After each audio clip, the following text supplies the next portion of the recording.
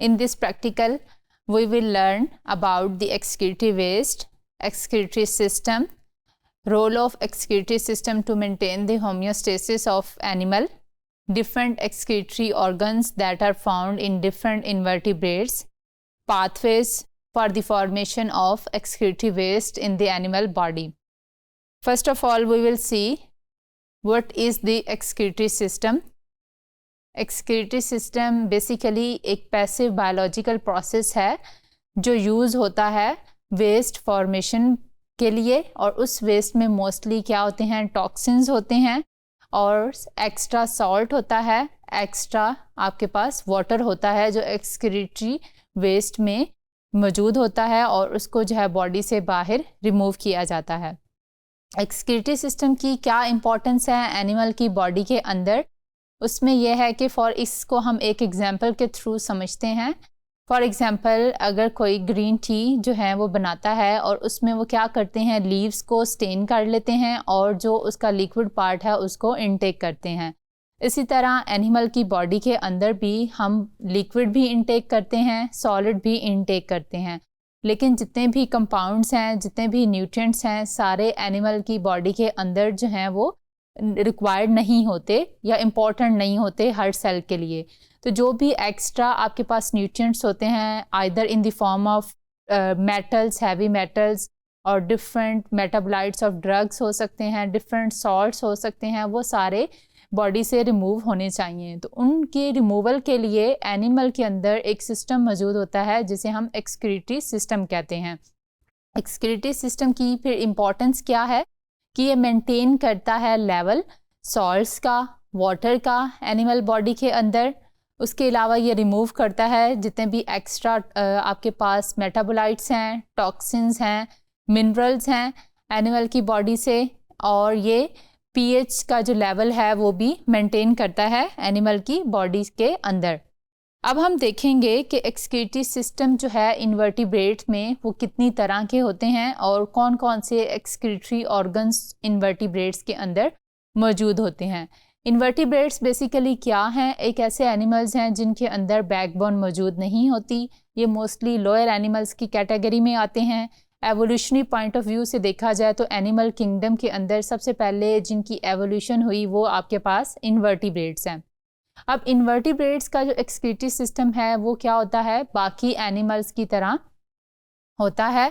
उसमें जो aquatic invertebrates हैं उनमें एक्सक्रीटरी वेस्ट मोस्टली क्या होता है, अमोनिया, जिसको जो है ज़्यादा वाटर चाहिए होता है उसकी बॉडी से रिमूवल के लिए।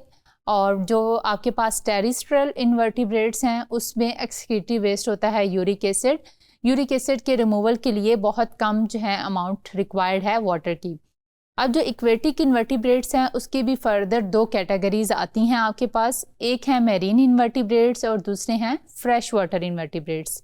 अब मेरीन इन्वर्टिब्रेट्स जो हैं उसमें क्या है कि क्योंकि एनिमल एक ऐसे इन्वायरमेंट के अंदर जो है सर्वाइव कर रहा है जिसमें सॉल्ट की कंसंट्रेशन बहुत ज़्यादा है, तो क्या होता है कि उनकी जो अपनी बॉडी फ्लूइड्स हैं और जो बाहर लिक्विड है या आपके पास कह लें वाटर है, उसकी जो कंपोजिशन है वो मोर और लेस सिमिलर है।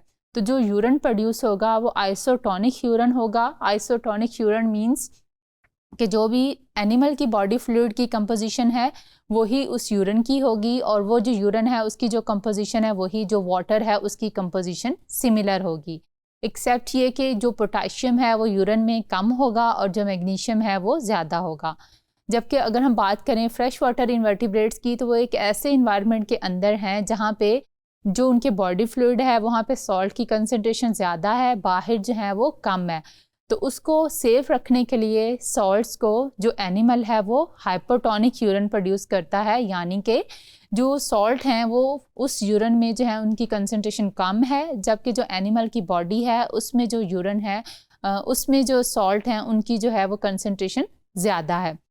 अच्छा, अब हम देखें कुछ इन्वर्टिब्रेट्स ऐसे होते हैं जिस तरह हमारे पास सकाइनोडर्म्स हैं, स्पॉन्जीज हैं, नाइडेरियंस हैं, उनमें कोई ऐसा एक्सक्रीटरी सिस्टम मौजूद नहीं होता। उसमें मोस्टली क्या होता है, डिफ्यूजन के थ्रू ही एक्स्ट्रा वाटर या एक्स्ट्रा सॉल्ट जो है वो बॉडी से रिमूव होता है, तो इसलिए वो अपना जो भी बैलेंस है वाटर का और सॉल्ट का वो सेलुलर लेवल पे मेंटेन करते हैं।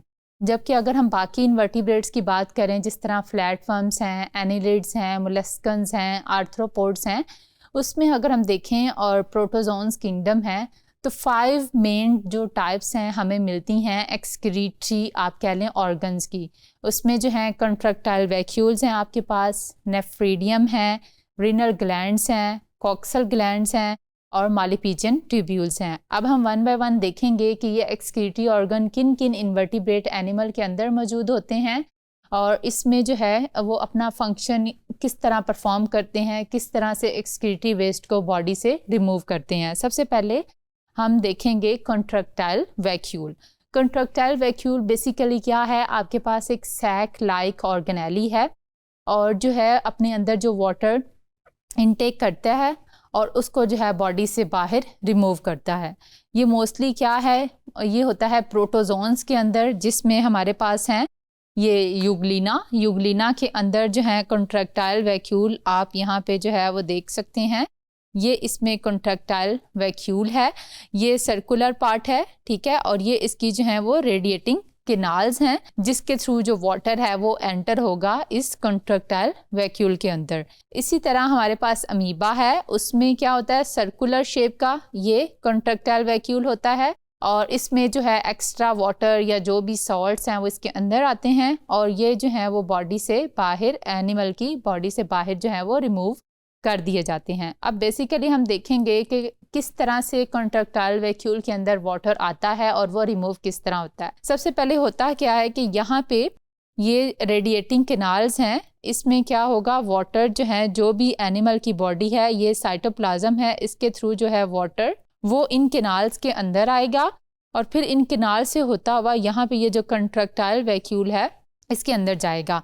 जब कंट्रक्टाइल वैक्यूल पूरी तरह फिल हो जाएगा वाटर से और ज़्यादा उसमें कैपेसिटी नहीं है वाटर को अपने अंदर लेने की, तो ये जो है रेडिएटिंग कैनाल्स ये क्या हो जाएंगी, ये श्रिंक कर जाएंगी और जो कंट्रक्टाइल वैक्यूल है वो थोड़ा मूव करता हुआ यहाँ से जो है ये सेल मेम्ब्रेन के पास आएगा और उसमें जो है एक पोर बनेगा और जो भी एक्स्ट्रा वाटर है वो सेल मेम्ब्रेन के थ्रू जो है वो बाहर एनिमल यानी कि ये पैरामीशियन की बॉडी से बाहर जो है वो रिमूव कर दिया जाएगा। इसी तरह दोबारा से रेडिएटिंग कैनाल्स जो हैं वो अपने अंदर वाटर लेंगी, दोबारा उसमें वैक्यूल में जो है ट्रांसफ़र करेंगी, पोर बनेगा और वाटर जो है वो रिमूव कर दिया जाएगा। तो ये कॉन्टीन्यूस साइकिल चलता है, डिपेंड्स कि एनिमल के ने कितना वाटर रिमूव करना है और कितना सॉल्ट रिमूव करना है अपनी जो बॉडी है उसमें से। नेक्स्ट अगर हम देखें जो है हमारे पास एक्सक्रीटरी ऑर्गन वो है नेफ्रीडिया।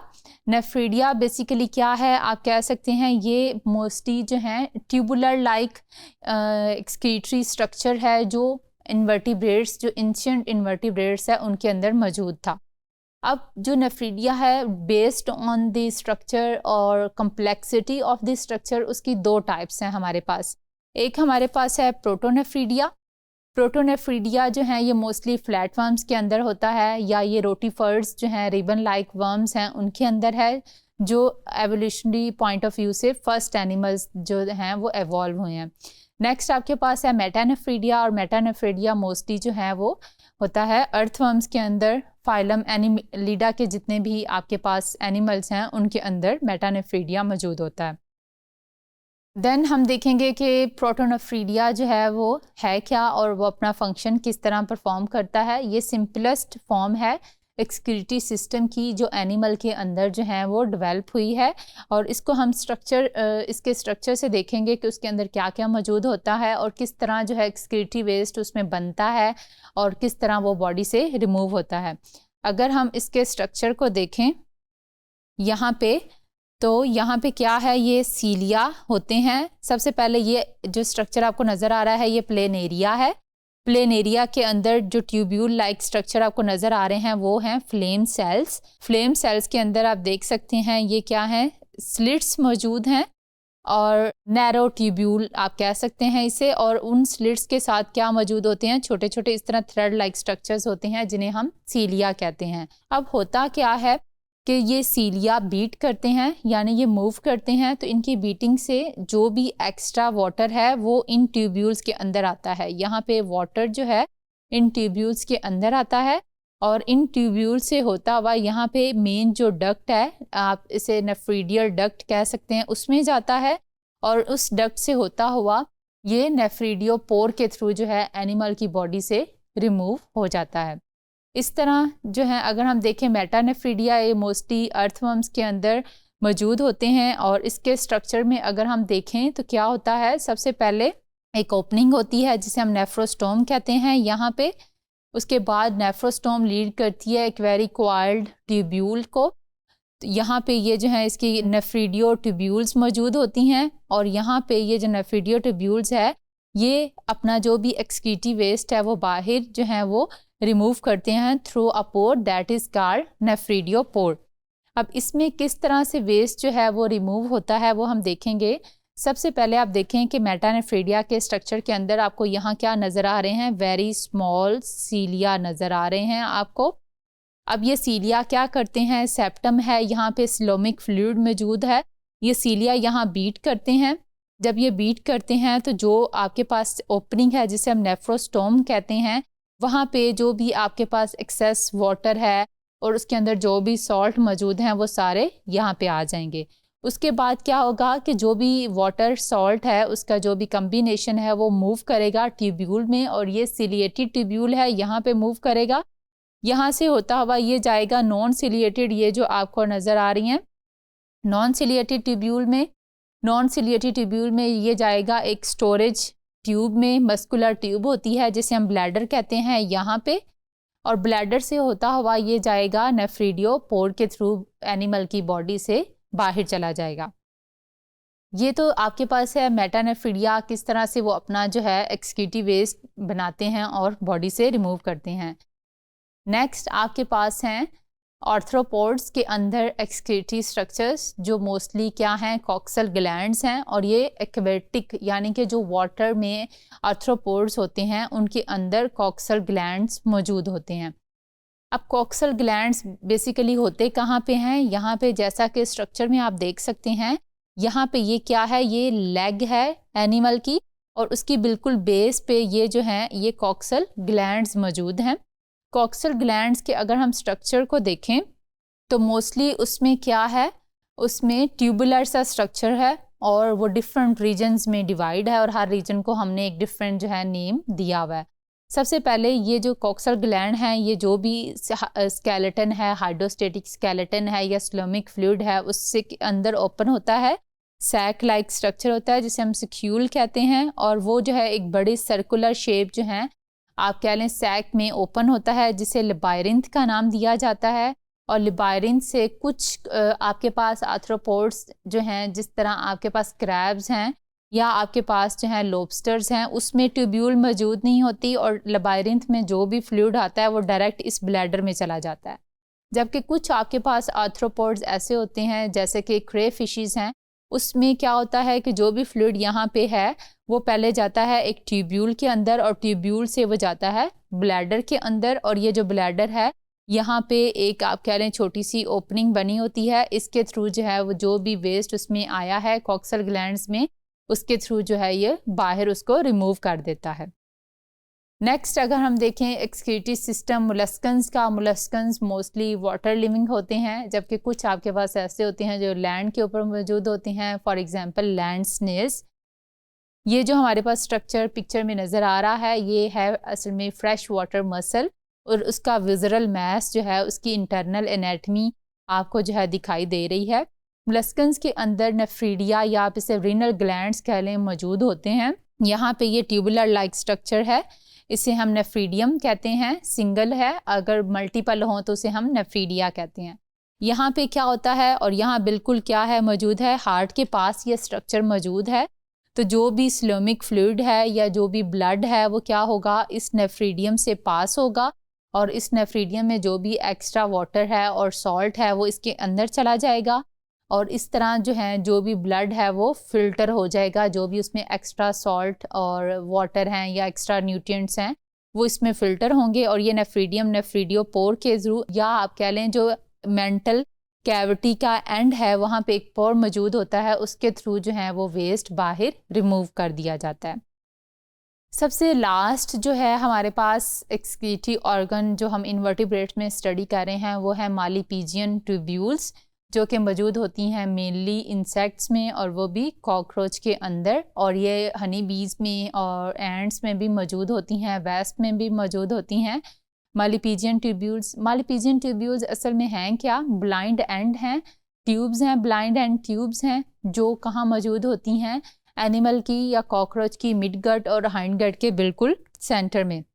यहाँ पे अगर हम देखें, ये आपको नज़र आ रहा है कॉकरोच का स्ट्रक्चर, और यहाँ पे जो है मालिपीजियन ट्यूब्यूल्स आप देख सकते हैं, और ये क्या है? ये इसके डाइजेस्टिव पार्ट के साथ जो है वो मौजूद होती हैं। ये वाली मालिपीजियन ट्यूब्यूल्स हैं यहाँ पे क्या है? ये आपके पास हाइंड गट है और ये आपके पास मिड गट है, उसके दरमियान में जो है मालिपीजियन ट्यूब्यूल्स मौजूद हैं, ब्लाइंड एंड्स हैं सिलोमिक फ्लूइड के अंदर। ये बेसिकली क्या है कि ये इंटरनल ऑर्गन्स हैं जो बाहर थोड़े से करके एक्सप्लेन करने के लिए जो है बाहर निकाले गए हैं। बेसिकली ये मालिपीजियन ट्यूब्यूल्स यहाँ पे सिलोमिक फ्लूइड के अंदर मौजूद होती हैं। ये इस तरह अगर हम ज़्यादा क्लोजली उसका स्ट्रक्चर देखें तो ये मालिपीजियन ट्यूब्यूल्स हैं, ये वाली सारी, ये वाली, और ये आपके पास मिड गट है और ये हाइंड गट है, और दोनों की जंक्शन पे जो है मालिपीजियन ट्यूब्यूल्स मौजूद होती हैं। अगर हम देखें कि मालिपीजियन ट्यूब्यूल्स के अंदर एक्सक्रीटरी वेस्ट किस तरह से बनता है, तो उसमें होता क्या है कि मालिपीजियन ट्यूब्यूल्स के अंदर सबसे पहले आते हैं सॉल्ट्स, और सॉल्ट्स में भी पॉजिटिव आयंस जो हैं रखने वाले आप कह लें सॉल्ट्स, फॉर एग्जांपल पोटाशियम है, सोडियम है, मैग्नीशियम है, वो सारे पहले इन ट्यूब्यूल्स के अंदर जो हैं वो आएंगे थ्रू दी डिफ्यूजन। उसके बाद क्योंकि सॉल्ट की कंसनट्रेशन ज़्यादा है, पॉजिटिव आयंस हैं, तो उसको न्यूट्रल करने के लिए नेगेटिव आयंस आएंगे, जिस तरह क्लोराइड्स हैं। उसके बाद जो है अब सॉल्ट की कंसनट्रेशन ज़्यादा हो गई है तो जो वाटर है वो ऑस्मोसिस के थ्रू इसमें आएगा। अब यहाँ से ये क्या करेंगे, जो मालिपीजियन ट्यूब्यूल्स हैं ये मूव करेंगी थ्रू दी हाइंड गट, और जब ये हाइंड गट की तरफ मूव करेंगी तो क्या होगा, जो भी एक्स्ट्रा सॉल्ट है और वाटर है वो एब्जॉर्ब हो जाएगा वापस एनिमल की बॉडी के अंदर सिलोम में, और जो आपके पास वेस्ट है वो रेक्टम के थ्रू जो है वो बाहर रिमूव किया जाएगा। फर्स्ट ऑफ ऑल वो आएगा रेक्टम में और फिर वो एनस के थ्रू जो है वो बाहर रिमूव किया जाएगा। तो मालिपीजियन ट्यूब्यूल्स को अपने एक्सक्रीटरी वेस्ट को रिमूव करने के लिए रेक्टम की हेल्प लेनी पड़ती है, और एक सिंगल ओपनिंग ही यूज़ होती है डाइजेस्टिव वेस्ट के रिमूवल के लिए और एक्सक्रीटरी वेस्ट के रिमूवल के लिए। स्टूडेंट्स, आज के प्रैक्टिकल में हमने क्या स्टडी किया है एक्सक्रीटरी ऑर्गन्स इन्वर्टिब्रेट्स के। सबसे पहले हमने देखे कॉन्ट्रैक्टाइल वैक्यूल्स जो बेसिकली होते हैं प्रोटोजोन्स के अंदर। उसके बाद हमने जो है नेफ्रीडियम के बारे में स्टडी किया, और दो तरह के नेफ्रीडियम होते हैं, प्रोटोनेफ्रीडिया है, मेटानेफ्रीडिया है। प्रोटोनेफ्रीडिया फ्लैटवर्म्स के अंदर होते हैं, मेटानेफ्रीडिया जो हैं वो एनिडिड्स के अंदर होते हैं। उसके बाद हमने स्टडी किए आपके पास रीनल ग्लैंड्स, और ये बेसिकली होते हैं मोलस्कन्स के अंदर। और उसके बाद हैं कॉक्सल ग्लैंड्स, ये आर्थ्रोपोड्स के अंदर होते हैं, और आर्थ्रोपोड्स में भी एक्वेटिक आर्थ्रोपोड्स में। और उसके बाद जो है मालिपीजियन ट्यूब्यूल्स जो मोस्टली जो हैं इंसेक्ट्स के अंदर मौजूद होती हैं। This is all about the excretory structures of invertebrates, कि वो किस तरह से अपने अंदर उनमें कौन कौन से स्ट्रक्चर्स हैं और वो कौन कौन सा अपना एक्सक्रीटरी वेस्ट जो है वो बनाते हैं। आई होप कि आप लोगों को एक्सक्रीटरी स्ट्रक्चर्स के बारे में और mechanism of formation of excretory waste के बारे में समझ आ गई होगी, और आप इसको ख़ुद से भी जो है वो ड्रॉ कर सकते हैं इनके डिफरेंट एक्सक्रीटरी स्ट्रक्चर्स को, और इसको अच्छे से लर्न कर सकते हैं। Thank you very much, good luck.